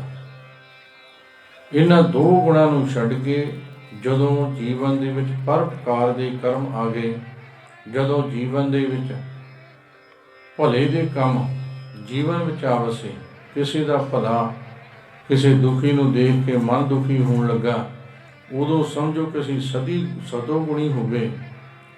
ਜਦੋਂ ਅਸੀਂ ਧਾਰਮਿਕ ਗੁਣਾਂ ਦੇ ਵਿੱਚ ਧਾਰਮਿਕ ਕਰਮ ਕਮਾਉਣ ਦੇ ਵਿੱਚ ਲੱਗ ਪਏ, ਉਦੋਂ ਸਮਝੋ ਕਿ ਸਤੋ ਗੁਣੀ ਹੋ ਗਏ। ਤੇ ਸਤੋ ਗੁਣੀ ਦੇ ਵਿੱਚੋਂ ਜਿਹੜਾ ਦਰਵਾਜ਼ਾ ਖੁੱਲ੍ਹਦਾ, ਜਿਹੜਾ ਚੌਥੇ ਪਦ ਤੁਰਿਆ ਪਦ ਦੇ ਵਿੱਚ ਮਨੁੱਖ ਪਹੁੰਚ ਜਾਂਦਾ ਹੈ, ਫਿਰ ਉਹਨੂੰ ਕੀ ਆਖਦੇ ਹਨ? ਸਤਿਗੁਰੂ ਜੀ ਆਖਦੇ ਬੇਪਰਵਾਹ। ਉਹ ਬੇਪਰਵਾਹ ਹੋ ਜਾਂਦੇ ਹਨ, ਸੰਸਾਰ ਦੀ ਕੋਈ ਪਰਵਾਹ ਨਹੀਂ ਰਹਿੰਦੀ। ਸੰਸਾਰ ਦੀ ਉਨਾ ਚਿਰ ਪਰਵਾਹ ਹੈ ਜਿੰਨਾ ਚਿਰ ਅਸੀਂ ਤਿੰਨਾਂ ਗੁਣਾਂ ਦੇ ਵਿੱਚ ਵਿਚਰ ਰਹੇ ਹਾਂ। ਤਿੰਨ ਗੁਣਾਂ ਦੇ ਵਿੱਚ ਮਾਇਆ ਦਾ ਪ੍ਰਭਾਵ ਹੈ, ਚੌਥੇ ਗੁਣ ਦੇ ਵਿੱਚ ਜਾ ਕੇ ਮਾਇਆ ਆਪਣਾ ਪ੍ਰਭਾਵ ਨਹੀਂ ਪਾ ਸਕਦੀ, ਆਪਣਾ ਜਾਲ ਨਹੀਂ ਵਿਛਾ ਸਕਦੀ। ਹਉਮੈ ਪਦ ਕੋ ਚੀਨੈ ਜੋ ਨਰ, ਚੌਥੇ ਪਦ ਕੋ ਜੋ ਨਰ ਚੀਨੈ ਤਿਨ ਹੀ ਪਰਮ ਪਦ ਪਾਇਆ। ਜਿਹੜਾ ਚੌਥੇ ਪਦ ਨੂੰ ਜਾਣ ਲੈਂਦਾ ਹੈ, ਜਿਹੜਾ ਮਨੁੱਖ ਚੌਥੇ ਪਦ ਨੂੰ ਜਾਣ ਲੈਂਦਾ ਹੈ ਅਤੇ ਹਉਮੈ ਹਉਮੈ ਨੂੰ ਤਜ ਦਿੰਦਾ ਹੈ, ਹਉਮੈ ਨੂੰ ਛੱਡ ਦਿੰਦਾ ਹੈ, ਪਰਮ ਪਦ ਪਾਏ, ਉਹ ਪਰਮ ਪਦਵੀ ਨੂੰ ਪਾ ਲੈਂਦਾ ਹੈ। ਉਹਨੂੰ ਪਰਮ ਪਦਵੀ ਪ੍ਰਾਪਤ ਹੋ ਜਾਂਦੀ ਹੈ, ਚੌਥੇ ਪਦ ਦੀ ਪ੍ਰਾਪਤੀ ਹੋ ਜਾਂਦੀ ਹੈ, ਜਿਹੜਾ ਹਉਮੈ ਨੂੰ ਛੱਡ ਦਿੰਦਾ ਹੈ। ਹਉਮੈ ਜਿਹੜੀ ਹੈ ਸਾਡੇ ਜੀਵਨ ਦਾ ਬੜਾ ਵੱਡਾ ਇੱਕ ਬੰਧਨ ਹੈ, ਬੜੀ ਵੱਡੀ ਰੁਕਾਵਟ ਹੈ। ਜਿਹੜੀ ਹਉਮੈ ਹੈ ਸਾਡੇ ਜੀਵਨ ਦੀ ਬੜੀ ਵੱਡੀ ਰੁਕਾਵਟ ਹੈ। ਵਾਹਿਗੁਰੂ ਪਰਮੇਸ਼ਰ ਦੇ ਚਰਨਾਂ ਦੇ ਨਾਲ ਜੁੜਨ ਵਾਸਤੇ ਸਾਨੂੰ ਉਸ ਵਾਹਿਗੁਰੂ ਪਰਮੇਸ਼ਰ ਦੇ ਚਰਨਾਂ ਦੇ ਨਾਲ ਜੁੜ ਨਹੀਂ ਦਿੰਦੀ, ਗੁਰੂ ਦੇ ਚਰਨਾਂ ਨਾਲ ਨਹੀਂ ਜੁੜਨ ਦਿੰਦੀ। ਜਿਹੜੀ ਹਉਮੈ ਹੈ, ਹਉਮੈ ਦਾ ਭਾਵ ਆਪਣਾ ਜੀਵਨ ਦਾ ਹੰਕਾਰ, ਆਹ ਕੰਮ ਮੈਂ ਕੀਤਾ, ਮੇਰੇ ਬਿਨਾਂ ਨਹੀਂ ਹੋ ਸਕਦਾ। ਜਿਹੜਾ ਮੈਂ ਕਰਨਾ, ਇਹ ਹਉਮੈ ਹੈ। ਜਦੋਂ ਸਾਡੇ ਅੰਦਰ ਮੈਂ ਆ ਗਈ, ਫਿਰ ਤੂੰ ਨਹੀਂ ਰਹਿੰਦਾ। ਮੈਂ ਵਿੱਚ ਸੰਸਾਰ ਹੈ, ਮੈਂ ਵਿੱਚ ਅਸੀਂ ਹਾਂ, ਤੂੰ ਵਿੱਚ ਉਹ ਵਾਹਿਗੁਰੂ ਨਿਰੰਕਾਰ ਹੈ। ਅਸੀਂ ਮੈਂ ਦੇ ਵਿੱਚ ਲੱਗੇ ਹੋਏ ਹਾਂ, ਇਹ ਸਭ ਕੁਝ ਮੇਰਾ, ਸਾਰੇ ਸੁਭ ਗੁਣ ਮੇਰੇ। ਅਤੇ ਜਦੋਂ ਇਸ ਨੂੰ ਤਿਆਗ ਕੇ ਅਸੀਂ ਉਸ ਵਾਹਿਗੁਰੂ ਪਰਮੇਸ਼ਰ ਦੀ ਓੜ ਫੜ ਲਈ ਕਿ ਸਭ ਕੁਝ ਕਰਨ ਕਰਾਉਣ ਵਾਲਾ ਵਾਹਿਗੁਰੂ ਪਰਮੇਸ਼ਰ ਤੂੰ ਹੈ, ਉਹ ਵਾਹਿਗੁਰੂ ਪਰਮੇਸ਼ਰ ਤੂੰ ਹੀ ਸਾਰੀਆਂ ਦਾਤਾਂ ਦੇਣ ਵਾਲਾ ਹੈ, ਸਭ ਪਦਾਰਥ ਤੇਰੇ ਦਿੱਤੇ ਹਨ, ਤੇਰੀਆਂ ਰਹਿਮਤਾਂ ਵਰਸ ਰਹੀਆਂ ਹਨ।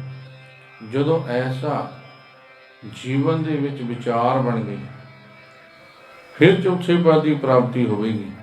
ਜਿੰਨਾ ਚਿਰ ਅਸੀਂ ਹਉਮੈ ਦੇ ਵਿੱਚ ਗਰਸੇ ਹੋਏ ਹਾਂ, ਉਨਾ ਚਿਰ ਅਸੀਂ ਚੌਥੇ ਪਦ ਵਿੱਚ ਨਹੀਂ ਜਾ ਸਕਦੇ। ਤੇ ਚੌਥੇ ਪਦ ਬਿਨਾਂ ਨਿਰੰਕਾਰ ਦੀ ਪ੍ਰਾਪਤੀ ਨਹੀਂ ਹੁੰਦੀ। ਸਤਿਗੁਰੂ ਜੀ ਆਖਦੇ ਹਨ ਕਿ ਜਿਹੜੇ ਗੁਰਮੁਖ ਨਾਮ ਜਪਣ ਵਾਲੇ ਰੰਗ ਰਤੜੇ ਹਨ, ਉਹ ਉਸਤਤ ਤੇ ਨਿੰਦਿਆ ਨਾਹਿਨ ਜਿਹੇ ਉਹਨਾਂ ਦੇ ਨੇੜੇ ਵੀ ਨਹੀਂ ਜਾਂਦੀ। ਚਾਹੇ ਕੋਈ ਉਹਨਾਂ ਨੂੰ ਗਾਲਾਂ ਕੱਢੀ ਜਾਵੇ, ਨਿੰਦਿਆ ਕਰੀ ਜਾਵੇ, ਤਾਂ ਵੀ ਉਹ ਤਮੋ ਗੁਣ ਨਹੀਂ ਹੁੰਦੇ, ਉਹਨਾਂ ਦੇ ਅੰਦਰ ਕ੍ਰੋਧ ਪੈਦਾ ਨਹੀਂ ਹੁੰਦਾ। ਚਾਹੇ ਕੋਈ ਉਹਨਾਂ ਦੀ ਉਸਤਤ ਵਡਿਆਈ ਕਰੀ ਜਾਵੇ, ਉਸਤਤ ਵਡਿਆਈ ਕਰਨ ਦੇ ਨਾਲ ਉਹਨਾਂ ਦੇ ਅੰਦਰ ਮਾਣ ਹੰਕਾਰ ਪੈਦਾ ਨਹੀਂ ਹੁੰਦਾ। ਅਤੇ ਕੰਚਨ ਲੋਹ ਸਮਾਨ, ਕੰਚਨ ਤੇ ਲੋਹੇ ਨੂੰ ਇੱਕ ਸਮਾਨ ਸਮਝਦੇ ਹਨ, ਅੰਦਰੋਂ ਲੋਭ ਖਤਮ ਹੋ ਜਾਂਦਾ ਹੈ। ਸਤਿਗੁਰੂ ਜੀ ਗੁਰਬਾਣੀ ਅੰਦਰ ਵਚਨ ਕਰਦੇ ਹਨ, ਤੈਸਾ ਸਵਰਨ ਤੈਸੀ ਉਸ ਮਾਟੀ, ਤੈਸਾ ਮਾਨ ਤੈਸਾ ਅਭਿਮਾਨ, ਤੈਸਾ ਰੰਕ ਤੈਸਾ ਰਾਜਾਨ, ਜੋ ਵਰਤਾਏ ਸਾਈ ਜੁਗ, ਨਾਨਕ ਉਹ ਪੁਰਖ ਜਾਂ ਜੀਵਨ ਮੁਕਤ। ਉਹ ਪੁਰਖ ਜੀਵਨ ਮੁਕਤ ਹੈ, ਜਿਉਂਦੇ ਜੀ ਮੁਕਤੀ ਉਹਨੂੰ ਮਿਲ ਗਈ। ਅਸੀਂ ਤਾਂ ਮਰ ਕੇ ਮੁਕਤੀ ਮੰਗਦੇ ਫਿਰਦੇ ਹਾਂ ਕਿ ਸਾਨੂੰ ਮਰਿਆ ਨੂੰ ਮੁਕਤੀ ਮਿਲੇਗੀ। ਗੁਰਮੁਖ ਜਿਉਂਦੇ ਜੀ ਇਸ ਸਰੀਰ ਦੇ ਵਿੱਚ ਰਹਿੰਦਿਆਂ ਹੀ ਮੁਕਤ ਹੋ ਜਾਂਦੇ ਹਨ, ਜਿਨ੍ਹਾਂ ਦਾ ਐਸਾ ਜੀਵਨ ਬਣ ਜਾਂਦਾ ਹੈ। ਕਿਹੋ ਜਿਹਾ ਕਿ ਤੈਸਾ ਸਵਰਨ ਤੈਸਾ ਸਮਾਟੀ, ਤੈਸਾ ਅੰਮ੍ਰਿਤ ਤੈਸੀ ਵਿਖਾਟੀ, ਤੈਸਾ ਮਾਨ ਤੈਸਾ ਅਭਿਮਾਨ, ਤੈਸਾ ਰੰਗ ਤੈਸਾ ਰਾਜਾਨ।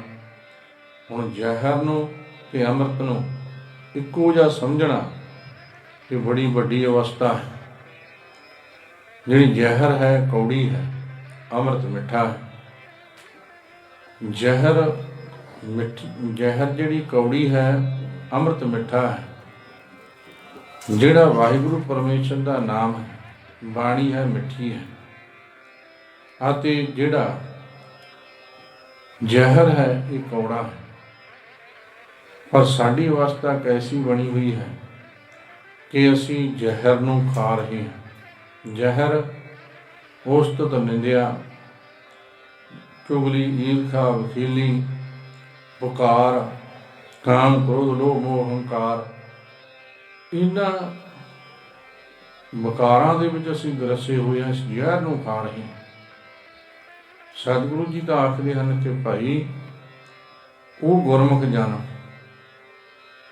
ਨਾ ਉਹਨਾਂ ਨੂੰ ਵਿਸ਼ੇ ਵਿਕਾਰਾਂ ਦਾ ਉਹਨਾਂ 'ਤੇ ਅਸਰ ਹੁੰਦਾ ਹੈ, ਜ਼ਹਿਰ ਦਾ ਅਸਰ ਹੁੰਦਾ ਹੈ, ਅਤੇ ਨਾ ਹੀ ਅੰਮ੍ਰਿਤ ਨੂੰ ਮਿੱਠਾ ਕਰਕੇ, ਮਿੱਠੇ ਕਰ ਕਰਕੇ ਸੰਸਾਰ ਦੇ ਪਦਾਰਥਾਂ ਨੂੰ ਮੋਹ ਮਮਤਾ ਦੇ ਵਿੱਚ ਪੈਂਦੇ ਹਨ, ਦੋਹਾਂ ਤੋਂ ਵੱਜ ਜਾਂਦੇ ਹਨ।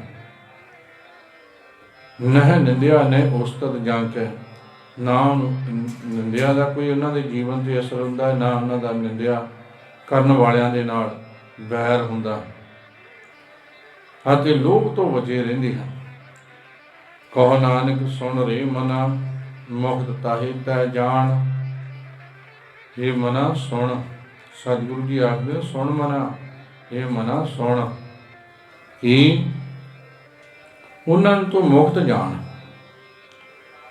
ਹੁਣ ਉਹਨਾਂ ਮਨੁੱਖਾਂ ਨੂੰ ਮੁਕਤ ਜਾਣਨਾ ਕਰ, ਉਹਨਾਂ ਦੇ ਅੰਦਰ ਜਿਹੜੇ ਕਿ ਸਮਾਨਤਾ ਆ ਗਈ। ਸਮਾਨਤਾ ਹੋਣ ਕਰਕੇ ਬੰਧਨਾਂ ਤੋਂ ਉਹਨਾਂ ਦੀ ਖਲਾਸੀ ਹੋ ਗਈ, ਜਿਹਨੂੰ ਸਤਿਗੁਰੂ ਜੀ ਸਾਨੂੰ ਪਿੱਛੇ ਉਪਦੇਸ਼ ਦਿੰਦੇ ਆ ਰਹੇ ਹਨ ਕਿ ਭਾਈ ਤੂੰ ਉਸ ਵਾਹਿਗੁਰੂ ਪਰਮੇਸ਼ਰ ਨੂੰ ਸਿਮਰ, ਸਿਮਰਨ ਦੇ ਨਾਲ ਤੇਰੀ ਗਤ ਹੋ ਜਾਵੇਗੀ। ਜੇ ਸਿਮਰਤ ਗਤ ਪਾਈ ਹੈ ਤੇ ਭਾਜਰੇ ਤੈ ਮੀਤ। ਇਹ ਭਾਈ ਬੰਧਨਾਂ ਤੋਂ ਖਲਾਸੀ ਤੇਰੀ ਤਾਂ ਹੋਵੇਗੀ ਜੇ ਤੂੰ ਉਸ ਪਰਮਾਤਮਾ ਨੂੰ ਸਿਮਰੇਗਾ। ਹੁਣ ਸਤਿਗੁਰੂ ਜੀ ਆਖਦੇ ਨੇ ਪਰਮਾਤਮਾ ਦੇ ਨਾਮ ਦਾ ਸਿਮਰਨ ਕਰਨ ਦੇ ਨਾਲ ਤੇਰੇ ਅੰਦਰ ਸਮਾਨਤਾ ਆ ਗਈ। ਸਮਾਨਤਾ ਆਉਣ ਦੇ ਨਾਲ ਹੁਣ ਤੂੰ ਮੁਕਤ ਹੋ ਗਿਆ। ਐਸੀ ਅਵਸਥਾ ਬਣਾ ਕੇ ਫਿਰ ਉਸ ਵਾਹਿਗੁਰੂ ਪਰਮੇਸ਼ਰ ਦੇ ਵਿੱਚ ਸਮਾਇਆ ਜਾਂਦਾ ਹੈ ਤੇ ਸੰਸਾਰ ਤੋਂ ਜੀਵਨ ਮੁਕਤੀ ਦੀ ਪ੍ਰਾਪਤੀ ਹੋ ਜਾਂਦੀ ਹੈ। ਜੀਵਨ ਮੁਕਤ ਹੋ ਜਾਂਦੇ ਹਨ ਉਹ ਗੁਰਮੁਖ। ਮਿੱਤਰ ਤੇ ਦੁਸ਼ਮਣ ਨੂੰ ਇੱਕੋ ਜਿਹਾ ਸਮਝਦੇ ਹਨ। ਸਤਿਗੁਰੂ ਜੀ ਵਚਨ ਕਰਦੇ ਹਨ, ਸਹਿਨਸ਼ੀਲ ਸੰਤੰ ਸਾਮਿਤਰਸਯ ਦੁਰਜਨ ਹੈ। ਸਹਿਨ ਕਰਨਾ ਅਤੇ ਸੀਲ ਮਿੱਠਾ ਸੁਭਾਅ ਅਤੇ ਸੰਤਨ ਸਮ ਮਿੱਤਰਸਯ। ਕੋਈ ਮਿੱਤਰ ਹੈ, ਕੋਈ ਦੁਸ਼ਮਣ ਹੈ, ਦੁਰਜਨ ਹੈ। ਕੋਈ ਦੁਰਜਨ ਹੈ, ਦੁਸ਼ਮਣ ਹੈ, ਭੈੜੀ ਮੱਤ ਵਾਲਾ ਹੈ, ਕੋਈ ਮਿੱਤਰ ਹੈ। ਦੋਨਾਂ ਦੇ ਇੱਕ ਸਮਾਨ ਸਮਝਦੇ। ਸਹਿਨਸ਼ੀਲ ਉਹਨਾਂ ਦੇ ਅੰਦਰ ਸਹਿਣ ਕਰਨ ਦੀ, ਉਹਨਾਂ ਦੇ ਅੰਦਰ ਹਜਮ ਕਰਨ ਦੀ ਅਵਸਥਾ ਬਣ ਜਾਂਦੀ, ਇਹ ਸਮਰੱਥਾ ਬਣ ਜਾਂਦੀ ਹੈ ਉਹਨਾਂ ਦੇ ਅੰਦਰ ਕਿ ਕਿਸੇ ਦੇ ਕਹੇ ਹੋਏ ਭੈੜੇ ਬੋਲਾਂ ਨੂੰ ਵੀ ਉਹ ਸਹਾਰ ਲੈਂਦੇ ਹਨ ਅਤੇ ਕਿਸੇ ਦੀ ਕੀਤੀ ਹੋਈ ਉਸਤਤ ਨੂੰ ਵੀ ਆਪਣੇ ਅੰਦਰ ਹਜਮ ਕਰ ਲੈਂਦੇ ਹਨ। ਸਹਿਣਸ਼ੀਲ ਉਹਨਾਂ ਦਾ ਸੁਭਾਅ ਬਣ ਜਾਂਦਾ, ਮਿੱਠਾ ਸੁਭਾਅ। ਉਹਨਾਂ ਦਾ ਜਿਹੜਾ ਬੋਲ ਵਚਨ ਹਨ ਮਿੱਠੇ ਹੁੰਦੇ ਹਨ। ਜਿਹੜੇ ਸਾਡੇ ਬੋਲ ਹਨ ਉਹ ਕੌੜੇ ਕਦੋਂ ਹੁੰਦੇ ਹਨ? ਜਦੋਂ ਅਸੀਂ ਹਉਮੈ ਦੇ ਵਿੱਚ ਆ ਜਾਈਏ, ਜਦੋਂ ਅਸੀਂ ਹੰਕਾਰ ਦੇ ਵਿੱਚ ਆ ਜਾਈਏ, ਜਦੋਂ ਸਾਡੇ ਅੰਦਰੋਂ ਸਾਡੀ ਮੈਲ ਜਿਹੜੀ ਉਗੜ ਉਗੜ ਕੇ ਬਾਹਰ ਆਉਂਦੀ ਹੈ, ਉਦੋਂ ਅਸੀਂ ਜਿਹੜਾ ਕਿ ਸਾਡਾ ਬੋਲ ਹਨ ਉਹ ਕੌੜੇ ਹੋ ਜਾਂਦੇ ਹਨ। ਅਤੇ ਜਦੋਂ ਨਿਮਰਤਾ ਦੇ ਵਿੱਚ, ਭਾਵ ਭਾਵਨਾ ਦੇ ਵਿੱਚ ਗੁਰੂ ਦੇ ਮਤ ਅਨੁਸਾਰ ਵਚਨ ਬੋਲਦੇ ਹਾਂ ਤਾਂ ਬੋਲ ਬੜੇ ਮਿੱਠੇ ਲੱਗਦੇ ਹਨ, ਬੜੇ ਪਿਆਰੇ ਲੱਗਦੇ ਹਨ ਉਹ ਬੋਲ। ਉਹਨਾਂ ਗੁਰਮੁਖਾਂ ਦੇ ਅੰਦਰ ਇਹ ਅਵਸਥਾ ਬਣ ਜਾਂਦੀ ਹੈ ਸਹਿਣਸ਼ੀਲਤਾ ਦੀ, ਮਿੱਠਾ ਸੁਭਾਅ ਬਣ ਜਾਂਦਾ ਹੈ ਅਤੇ ਮਿੱਤਰਾਂ ਨੂੰ ਅਤੇ ਦੁਸ਼ਮਣਾਂ ਨੂੰ ਇੱਕੋ ਅਵਸਥਾ ਦੇ ਵਿੱਚ ਸਮਝਦੇ ਹਨ। ਨਾਨਕ ਭੋਜਨ ਅਨਕ ਪ੍ਰਕਾਰੇਣ ਨਿੰਦਕ ਆਬਦ ਹੋਏ ਉਪਦਿਸ਼ਟ ਦੇ। ਜਿਹੜੇ ਮਿੱਤਰ ਹਨ ਉਹ ਚੰਗੇ ਚੰਗੇ ਭੋਜਨ, ਸੋਹਣੇ ਸੋਹਣੇ ਭੋਜਨ ਅਨਕ ਪ੍ਰਕਾਰ, ਅਨੇਕ ਤਰ੍ਹਾਂ ਦੇ 36 ਪ੍ਰਕਾਰ ਦੇ ਭੋਜਨ ਛਕਾਉਂਦੇ ਹਨ। ਉਹਨਾਂ ਗੁਰਮੁਖਾਂ ਦੀ ਆਓ ਭਗਤ ਕਰਦੇ ਹਨ ਅਤੇ ਨਿੰਦਕ ਆਬਦ ਹੋਏ ਉਪਦਿਸ਼ਟ ਤੋਂ ਭਾਵ ਨੇੜੇ ਆ ਜਾਣਾ। ਜਿਹੜੇ ਨਿੰਦਕ ਹਨ ਆਬਦ ਸ਼ਾਸਤਰ ਲੈ ਕੇ, ਉਹ ਸ਼ਾਸਤਰ ਲੈ ਕੇ ਨੇੜੇ ਆਉਂਦੇ ਹਨ ਮਾਰਨ ਵਾਸਤੇ, ਨਿੰਦਿਆ ਕਰਨ ਵਾਸਤੇ। ਪਰ ਜਿਹੜੇ ਸੰਤ ਮਹਾਤਮਾ ਵਾਹਿਗੁਰੂ ਪਰਮੇਸ਼ਰ ਦੇ ਪ੍ਰੇਮ ਰੰਗ ਦੇ ਵਿੱਚ ਰੰਗੇ ਹੋਏ ਹਨ, ਉਹ ਮਿੱਤਰਸਿਆ ਦੁਰਜਨ ਹੈ। ਮਿੱਤਰਾਂ ਨੂੰ ਅਤੇ ਦੁਰਜਨਾਂ ਨੂੰ, ਬੈਰੀਆਂ ਨੂੰ ਇੱਕੋ ਅਵਸਥਾ ਦੇ ਵਿੱਚ ਜਾਣਦੇ ਹਨ। ਸਤਿਗੁਰੂ ਜੀ ਆਖਦੇ ਐਸੇ ਜੀਵਨ ਵਾਲੇ ਮੁਕਤਾਂ ਜੀਵਨ ਮੁਕਤ ਸਮਝਣਾ ਕਰੋ। ਜਿਹੜੇ ਐਸੇ ਜੀਵਨ ਵਾਲੇ ਗੁਰਮੁਖ ਹਨ ਉਹ ਮੁਕਤ ਹਨ। ਭੈ ਕਾਹੂ ਕੋ ਦੇਤ ਨਹਿ ਭੈ ਮਾਨਤ ਆਨ। ਭੈ ਕਾਹੂ ਕੋ ਦੇਤ ਨਹਿ, ਉਹ ਗੁਰਮੁਖ ਨਾ ਕਿਸੇ ਨੂੰ ਭੈ ਦਿੰਦੇ ਹਨ, ਨਹਿ ਭੈ ਮਾਨਤ, ਨਾ ਕਿਸੇ ਦਾ ਭੈ ਮੰਨਦੇ ਹਨ। ਸਤਿਗੁਰੂ ਧੰਨ ਗੁਰੂ ਤੇਗ ਬਹਾਦਰ ਮਹਾਰਾਜ ਜੀ ਨੇ ਇਹ ਜਿਹੜੀ ਪੰਕਤੀ ਹੈ ਸਤਿਗੁਰਾਂ ਨੇ ਆਪਣੇ ਜੀਵਨ ਦੇ ਵਿੱਚ ਚਾਂਦਨੀ ਚੌਂਕ ਦੇ ਵਿੱਚ ਬੈਠ ਕੇ ਸਿੱਧ ਕਰ ਦਿੱਤੀ। ਸਤਿਗੁਰੂ ਜੀ ਨੇ ਔਰੰਗਜ਼ੇਬ ਨੂੰ ਕੋਈ ਭੈ ਨਹੀਂ ਦਿੱਤਾ, ਆਪਣਾ ਡਰ ਨਹੀਂ ਦਿੱਤਾ, ਕੀ ਨਹੀਂ ਸੀ ਕਰ ਸਕਦੇ।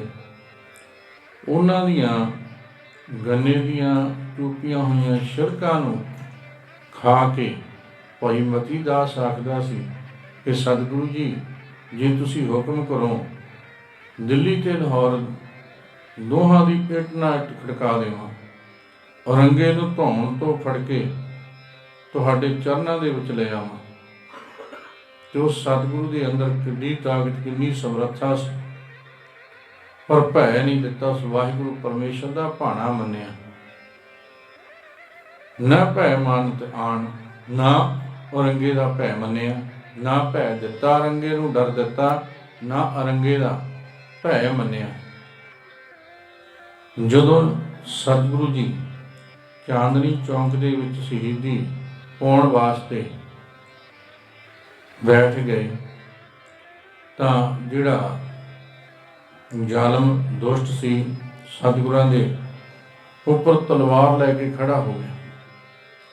ਸਤਿਗੁਰਾਂ ਨੂੰ ਤਲਵਾਰ ਦਿਖਾਉਣ ਲੱਗਾ, ਬੜੀ ਤਿੱਖੀ ਹੈ, ਇੱਕ ਵਾਰੀ ਤੁਹਾਡੀ ਧੌਣ ਦੇ ਨਾਲ ਲੱਗੀ ਸਿਰ ਅਲੱਗ ਕਰ ਦੇਵੇਗੀ। ਸਤਿਗੁਰੂ ਜੀ ਕਹਿਣ ਲੱਗੇ, ਭਾਈ ਤੂੰ ਕਾਹਦਾ ਸਾਨੂੰ ਭੈ ਦੇ ਰਿਹਾ? ਭੈ ਤਾਂ ਉਹ ਮੰਨਦੇ ਹਨ ਜਿਨ੍ਹਾਂ ਨੂੰ ਡਰ ਦਾ ਮੌਤ ਦਾ ਡਰ ਹੁੰਦਾ ਹੈ। ਸਾਨੂੰ ਤਾਂ ਮੌਤ ਦਾ ਡਰ ਹੀ ਨਹੀਂ, ਅਸੀਂ ਤਾਂ ਆਪ ਔਰੰਗਜ਼ੇਬ ਦੇ ਪਾਸ ਆਏ, ਸਾਨੂੰ ਡਰ ਕਾਹਦਾ? ਤੂੰ ਸਾਨੂੰ ਕਾਹਦੇ ਵੀ ਤਲਵਾਰ ਦਾ ਤੂੰ ਭੈ ਦੇ ਰਿਹਾ? ਇਹ ਤਾਂ ਕੱਚਾ ਧਾਗਾ ਵੀ ਨਹੀਂ ਵੱਢ ਸਕਦੀ। ਉਹ ਤੇ ਮਾਣ ਕਰਦਾ ਬੜੀ ਤਿੱਖੀ ਹੈ, ਪਰ ਇਹ ਤਾਂ ਕੱਚਾ ਧਾਗਾ ਵੀ ਨਹੀਂ ਵੱਢ ਸਕਦੀ। ਤੇਰੀ ਤਲਵਾਰ ਤੋਂ ਪਹਿਲੇ ਉਸ ਵਾਹਿਗੁਰੂ ਪਰਮੇਸ਼ਰ ਦਾ ਭਾਣਾ ਐਸਾ ਵਾਪਰੇਗਾ ਕਿ ਇਹ ਧੜ ਦੇ ਨਾਲੋਂ, ਸਰੀਰ ਦੇ ਨਾਲੋਂ ਜਿਹੜੀ ਹੈ ਸੀਸ ਹੈ ਉਹ ਆਪਣੇ ਆਪ ਅਲੱਗ ਹੋ ਜਾਵੇਗਾ। ਤੇ ਸਤਿਗੁਰਾਂ ਨੇ ਭਾਣਾ ਵਰਤਾਇਆ ਵੀ ਐਸਾ। ਹੁਣ ਸਤਿਗੁਰੂ ਜੀ ਆਖਦੇ ਨੇ ਕਿ ਭੈ ਕਾਹੂ ਕੋ ਦੇਤ ਨਹਿ, ਨਾ ਭੈ ਮਾਨਤ ਆਣ।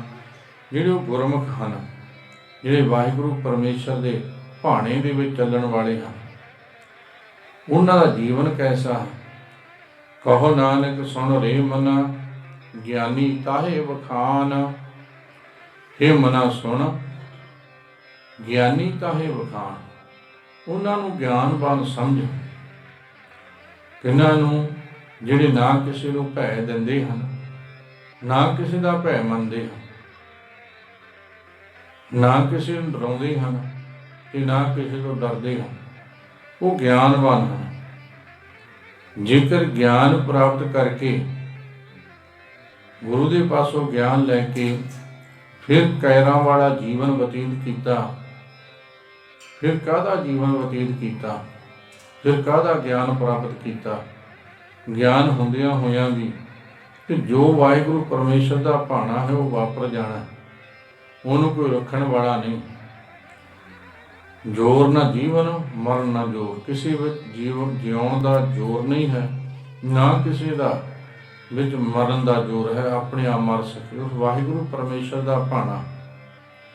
ਜਦੋਂ ਇਹ ਗਿਆਨ ਹਿਰਦੇ ਵਿੱਚ ਵਸ ਗਿਆ ਜਿਨ੍ਹਾਂ ਦੇ, ਉਹ ਫਿਰ ਕਿਸੇ ਦਾ ਭੈ ਮੰਨਦੇ ਨਹੀਂ, ਨਾ ਕਿਸੇ ਨੂੰ ਭੈ ਦਿੰਦੇ ਹਨ ਕਿ ਤੈਨੂੰ ਅਸੀਂ ਮਾਰ ਦਿਆਂਗੇ। ਮਾਰ ਸਕਦਾ ਹੀ ਨਹੀਂ ਕੋਈ। ਉਹ ਵਾਹਿਗੁਰੂ ਪਰਮੇਸ਼ਰ ਨੇ ਜਿੰਨੇ ਸਵਾਸ ਦਿੱਤੇ ਹਨ, ਉਹਨੇ ਅਵਸ਼ ਭੋਗ ਕੇ ਇਸ ਸੰਸਾਰ ਤੋਂ ਜਾਣਾ ਹੈ। ਨਾ ਕਿਸੇ ਦਾ ਉਹ ਭੈ ਮੰਨਦੇ ਹਨ। ਸਤਿਗੁਰੂ ਜੀ ਆਖਦੇ ਜਿਹੜੇ ਐਸੇ ਮਨੁੱਖ ਹਨ, ਨਾ ਕਿਸੇ ਨੂੰ ਭੈ ਦਿੰਦੇ ਹਨ ਤੇ ਨਾ ਕਿਸੇ ਦਾ ਭੈ ਸਹਾਰਦੇ ਹਨ। ਗਿਆਨੀ ਤਾਹੇ ਵਖਾਣ। ਉਹਨਾਂ ਨੂੰ ਗਿਆਨੀ ਜਾਣਨਾ ਕਰ, ਗਿਆਨਵਾਨ ਜਾਣਨਾ ਕਰ। ਗਿਆਨਵਾਨ ਹਨ ਉਹ ਗੁਰਮੁਖ ਜਿਨ੍ਹਾਂ ਦੇ ਅੰਦਰੋਂ ਮੌਤ ਦਾ ਭੈ ਦੂਰ ਹੋ ਗਿਆ। ਜੇਕਰ ਅਸੀਂ ਗੁਰਬਾਣੀ ਨੂੰ ਪੜ੍ਹਦੇ ਵੀ ਰਹੇ, ਵਿਚਾਰਦੇ ਵੀ ਰਹੇ, ਇਤਿਹਾਸ ਨੂੰ ਵੀ ਪੜ੍ਹਦੇ ਰਹੇ ਤੇ ਮੌਤ ਦਾ ਨਾਂ ਸੁਣ ਕੇ ਸਾਡੇ ਅੰਦਰ ਕਾਂਬਾ ਪੈਦਾ ਹੋ ਜਾਵੇ, ਡਰ ਲੱਗਣ ਲੱਗ ਪਵੇ ਕਿ ਮੌਤ ਦਾ ਨਾਂ ਸੁਣ ਕੇ ਹੀ ਕਈਆਂ ਨੂੰ ਤਾਂ ਡਰ ਲੱਗਣ ਜਾਂ ਲੱਗ ਪੈਂਦਾ ਹੈ, ਜਦੋਂ ਕਿ ਇਹ ਸੱਚ ਹੈ। ਮੌਤ ਸੱਚ ਹੈ, ਜਿਹੜਾ ਜਿਉਣਾ ਜੀਵਨ ਹੈ ਇਹ ਝੂਠ ਹੈ। ਅਸੀਂ ਦਾਅਵਾ ਨਹੀਂ ਕਰ ਸਕਦੇ ਕਿ ਅਸੀਂ 10 ਸਾਲ 20 ਸਾਲ 25 ਸਾਲ ਜੀਵਾਂਗੇ। ਕੋਈ ਪਤਾ ਨਹੀਂ ਕਦੋਂ ਵਾਹਿਗੁਰੂ ਪਰਮੇਸ਼ਰ ਦਾ ਸੱਦਾ ਆ ਜਾਣਾ ਤੇ ਸੰਸਾਰ ਤੋਂ ਤੁਰ ਜਾਣਾ। ਹਾਂ, ਤੇ ਮੌਤ ਸੱਚ ਹੈ। ਜਿਹੜੀ ਮੌਤ ਹੈ ਅਵਸ਼ ਆਉਣੀ ਹੈ। ਜਿਹੜੇ ਮੌਤ ਦੇ ਭੈ ਤੋਂ ਦੂਰ ਹੋ ਜਾਂਦੇ ਹਨ ਉਹ ਅਸਲੀ ਗਿਆਨੀ ਹਨ, ਗਿਆਨਵਾਨ ਹਨ। ਉਹਨਾਂ ਦੇ ਅੰਦਰ ਗਿਆਨ ਵਾਹਿਗੁਰੂ ਪਰਮੇਸ਼ਰ ਨੇ ਬਖਸ਼ ਦਿੱਤਾ। ਸਤਿਗੁਰੂ ਗਰੀਬ ਨਵਾਜ ਜੀ ਸਾਨੂੰ ਅੱਜ ਦੇ ਸ਼ਬਦ ਅੰਦਰ ਉਪਦੇਸ਼ ਬਖਸ਼ਦੇ ਹਨ ਕਿ ਭਾਈ ਉਸ ਵਾਹਿਗੁਰੂ ਪਰਮੇਸ਼ਰ ਦੀ ਉਸਤਤ ਵਡਿਆਈ ਸੋਭਾ ਕਰ, ਉਹਦੇ ਗੁਣ ਗਾਇਆ ਕਰ। ਗੁਣ ਗਾਉਣ ਦੇ ਨਾਲ ਤੈਨੂੰ ਐਸਾ ਜੀਵਨ ਤੈਨੂੰ ਪ੍ਰਾਪਤ ਹੋ ਜਾਵੇਗਾ ਕਿ ਉਸ ਵਾਹਿਗੁਰੂ ਪਰਮੇਸ਼ਰ ਦੇ ਵਿੱਚ ਹੀ ਸਮਾ ਜਾਵੇਂਗਾ। ਤੂੰ ਉਸ ਵਾਹਿਗੁਰੂ ਪਰਮੇਸ਼ਰ ਦਾ ਹੀ ਸਰੂਪ ਬਣ ਜਾਵੇਂਗਾ। ਤੇਰੀ ਇਸ ਸੰਸਾਰ ਭਵਜਲ ਤੋਂ ਪਾਰ ਹੋ ਜਾਵੇਗਾ, ਮੁਕਤੀ ਪ੍ਰਾਪਤ ਹੋ ਜਾਵੇਗੀ, ਸੰਸਾਰਕ ਬੰਧਨਾਂ ਤੋਂ ਮੁਕਤ ਹੋ ਜਾਵੇਗਾ ਅਤੇ ਉਸ ਵਾਹਿਗੁਰੂ ਪਰਮੇਸ਼ਰ ਦੇ ਚਰਨਾਂ ਦੇ ਵਿੱਚ ਜੁੜ ਜਾਵੇਗਾ। ਸਤਿਗੁਰੂ ਜੀ ਕਿਰਪਾ ਕਰਨ, ਗੁਰਉਪਦੇਸ਼ ਗੁਰਬਾਣੀ ਦੀ ਵਿਚਾਰ ਸਾਡੇ ਮਨ ਹਿਰਦੇ ਵਿੱਚ ਵਸੇ। ਅਸੀਂ ਗੁਰ ਚਰਨਾਂ ਨਾਲ ਜੁੜ ਕੇ, ਨਾਮ ਬਾਣੀ ਨਾਲ ਜੁੜ ਕੇ ਆਪਣਾ ਜੀਵਨ ਸਫਲਾ ਬਣਾ ਲਈਏ। ਵਾਹਿਗੁਰੂ ਵਾਹਿਗੁਰੂ ਵਾਹਿਗੁਰੂ ਵਾਹਿਗੁਰੂ।